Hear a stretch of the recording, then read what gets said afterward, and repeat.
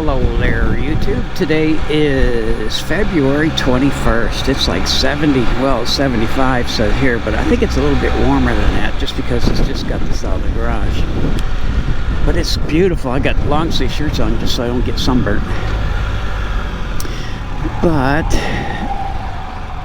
I don't have all day to ride, but unfortunately we got a realtor coming to our house at 2:30 because we're getting close to selling our house. Our house up north, we were supposed to move in, believe it or not, we were supposed to move in September 1st. We're not even close. Well, we're close. They just put us on hold because so many other people were complaining. Get my house done. I've already moved three times, and I got two kids under 2, and two people did that. So they started homes after ours, like 3 or 4, 5 months after ours, and those people are already moved in. We were supposed to move in September 2nd, and we just now we bought the cabinet pulls, so it looks like they just got those on. We got lights. They've actually put in some appliances. We got a double oven, a microwave. I saw the refrigerator. The neighbor sent us pictures over last night. So there's 2 refrigerators in the garage. One's for the main house. The other one's for the guest house. And but we talked to the landscaper. He just does work for them, and he told us Aaron wants to get several houses closed out by this quarter, which is the end of March. So we could have it done. If they rush, we could be in by the end of this month, but it ain't gonna happen. It's not gonna happen. So it's pretty frustrating. Very frustrating. We're like 7 months past the time we're supposed to move in, and we're going on 2 years of this entire process of starting this house and getting it finished. And I can't believe that I know for a fact that house down the street was started 5 or 6 months after ours, and they moved in December. So we got neglected for months and months and months, and because we don't complain. Everybody else complains. They're out there every day complaining. It says, you need to get us moved in. And we've never said a word, which my wife said that's okay because we have all that time to get our house ready, the one we're in now. But at the point now, holy crap, this place is full of cars on all sides. The point now, it's like it's been such a long process, it doesn't even seem like we're actually ever going to really get moved in. It just doesn't seem real anymore. I've lost all hope. Oh my God, what the hell, people? I can't even get in to get gas. Oh, people are inside shopping. Now here we go. Even though it's on the wrong side, I'm going in here. Bye. Gas went down a little bit. It's $2.91. It was $3.09 a week ago, so it's gone down a little bit. Bye. Excuse me. Once we get a closing date on our new house, I've already contacted a company that I'm gonna do epoxy floors in my garage before I actually move in, and on my shop, I'm sorry. And then I'm going to do all 3 garages too. So he gave me a little bit better deal than normal. He said normally it's like $5 a square foot. He gave me 4 since I'm doing 12, 8, maybe 2,000 square feet that I'm going to do the epoxy. Probably the sprinkle stuff that they spread out and then epoxy over that again. Probably going to do that, but it's going to be, I want it nice because it's I'm never moving again, ever. I'm 63. I don't want a mortgage. We'll have a little short mortgage until we sell our house, and then it'll be gone. but it's I don't want to move in and dang, and then epoxy the floor. So we're going to have it all done. They're doing landscaping now, believe it or not. We've got some big rocks that line outside the sidewalk to go around some trees, and then they'll put, we're not getting mulch, we're getting stones, because I don't want, and he's going to put a layer a layer of, like, oh god, a really thick mesh so the stones don't sink or the rocks don't sink.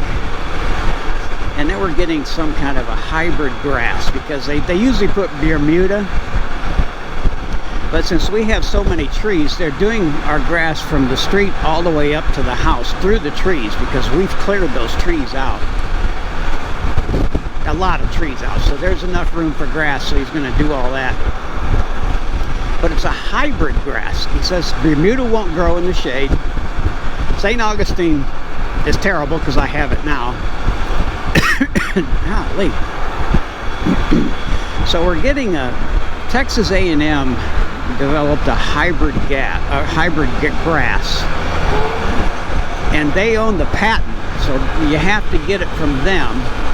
And the guy told me, if you know, other people can grow it on fields, but if they get caught using it, you have to come in and destroy your entire yard, because you weren't allowed to use it. So it's got to be from Texas A&M, which is going to be a lot more expensive, but what the hell, at least it grows. And it's supposed to be a really good grass. So when we get moved up there, I'll apparently have to buy a big, I'm going to buy a zero-turn lawnmower, because I can't mow it. I have to probably go, I'm going to have to buy a gas weed eater too, because I got an electric and that yard is so big. I won't finish the yard with an electric weed eater, even though it's a good DeWalt, but I'll have to buy when I buy the lawnmower, I'll get a gas weed eater, a steel. God. The guy ran a red light. So we're getting close. He told probably by the end of March, and if it's not, we need to push it. We need to quit being the nice people and never say a word, because it's we're supposed to move in September. We've got 2 storage units we've been paying for up there that we're only supposed to be for like a month, 2 at the tops, and it's been 6 months, 7 months we've been paying for the storage units. We moved so much crap up there. They're full. 2 storage units, 10 by 10, are completely full from floor to ceiling. It's crazy. Crazy, crazy. Bye. Now I know what I wanted to ask some of you Spyder people. Do you ever have a hard time even checking the air pressure in the back? You got to roll that Spyder just perfect, and you need Spyder monkey hands to get like a digital meter in there without letting all the air out. And you guys have problems. It's right on the sprocket side, and it's the absolutely worst design ever. You can't even get in there. I can get the air nozzle in there to air it up. It's almost impossible. I got a big, long, I guess I got a shorter one I could use, but I got a big, long one, and you can't get it on there straight. It just lets all the air out. And a digital readout like 26 pounds. That's what I was looking for. But I put 21 pounds in the front. I like that because it's just a little more stable. Doesn't kind of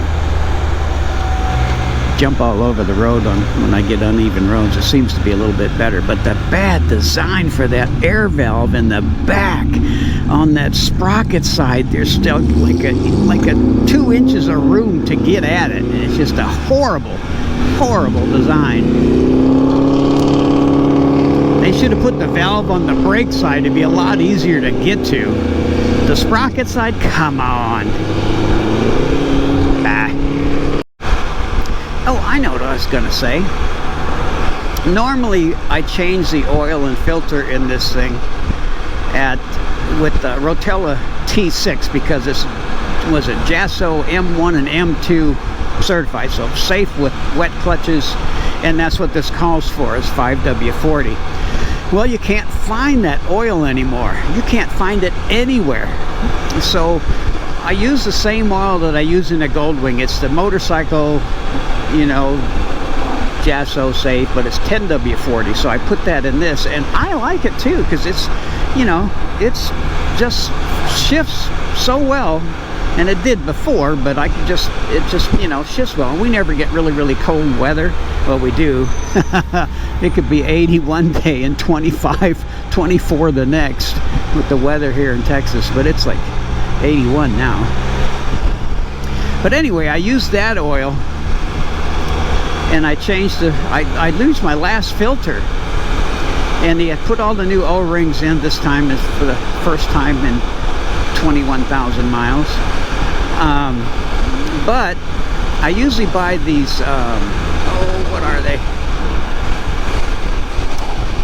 Some oil filter that I usually buy at Amazon. Oh, I forgot what it is. Something racing, but they're perfect fits. And I can usually buy, God dang. I can usually buy like 5 for 28 bucks. And they can't get them. Apparently something's going on with the truckers in Canada. The Trudeau won't let them in or out, and so we can't get anything. So I can't even find I used to buy like 5 of those Honda, what's this, A01. I don't want A02. A01s are better, but the filters for my Goldwing, I can't find those anymore either. There's really something going on with supply chains. I mean, even our shelves at our grocery stores, there's bare shelves. And the prices of groceries have skyrocketed because the gas prices skyrocketed. So we can't get our groceries here. And now they've gone through the roof. So something with the supply chain, and I know what it is, but you know, I think everybody knows what it is. But anyway, just thought I'd say that. I like that oil that I'm using in here, so I'll buy it.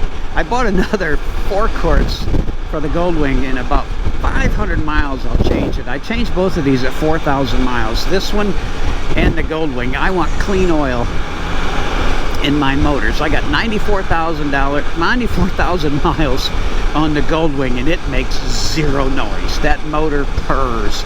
It runs like a sewing machine. You don't hear anything because I change the oil every 4,000. I'll do the same on this because the motors will last forever if you keep clean oil in it.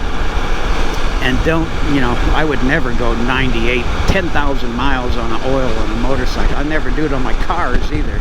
I changed both my cars at 4,000 miles religiously. I do it myself. Saves a ton of money. Bye.